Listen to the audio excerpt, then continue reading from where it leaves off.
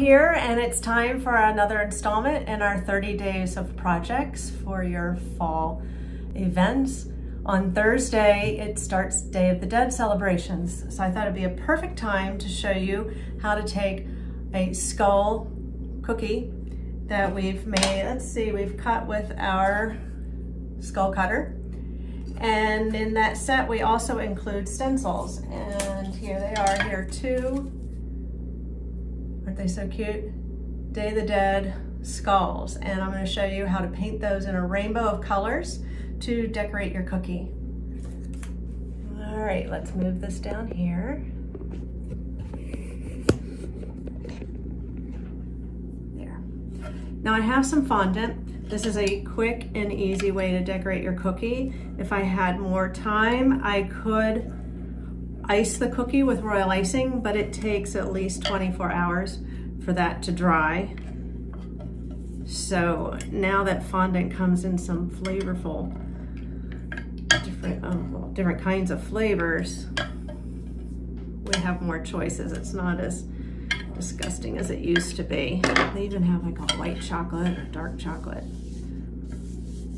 So here we have our fondant all rolled out. And I'm going to take my skull cookie cutter and cut my shape.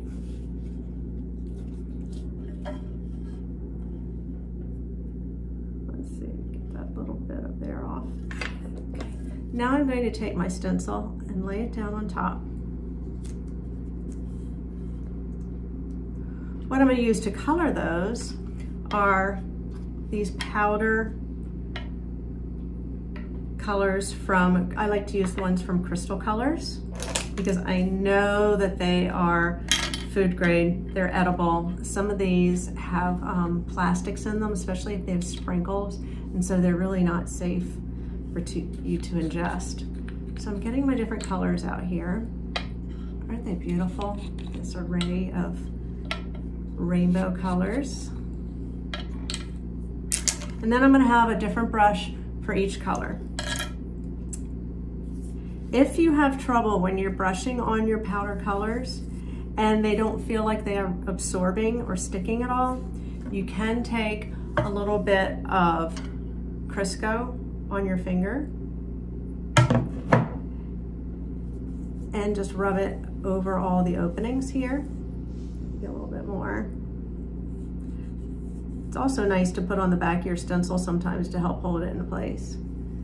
All right, so that's gonna give the powder something to grip.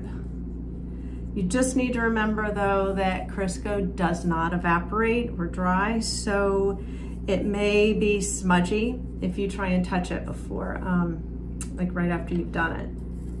Now I'm just gonna use the powder that's right here in my lid. Tap off the excess. You could even have a paper towel handy just to brush off the excess if you wanted to. And then let's get the eyes.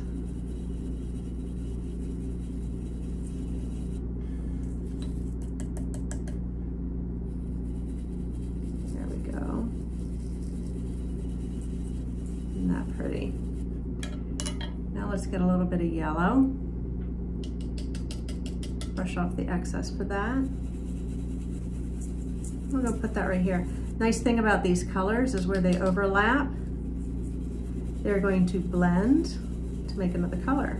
So we're gonna get more of an orangey effect here in the middle where those two are overlapping.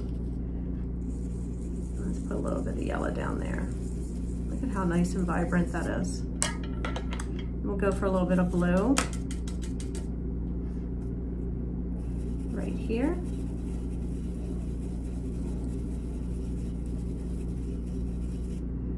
A little more blue going out the sides there. Oh, isn't that a pretty purple that it's making with the pink? And then let's put a little bit of blue up here.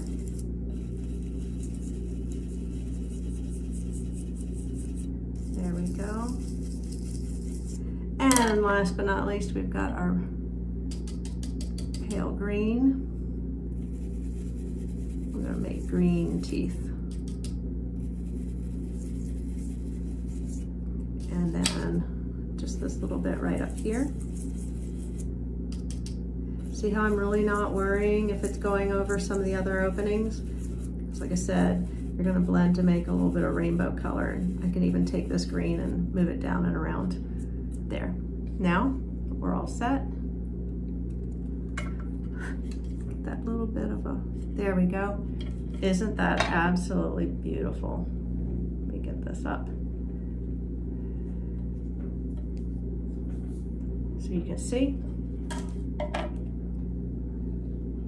And there it is on our finished cookie. Here are a couple other examples that I brought with me. Our sugar skull pumpkins.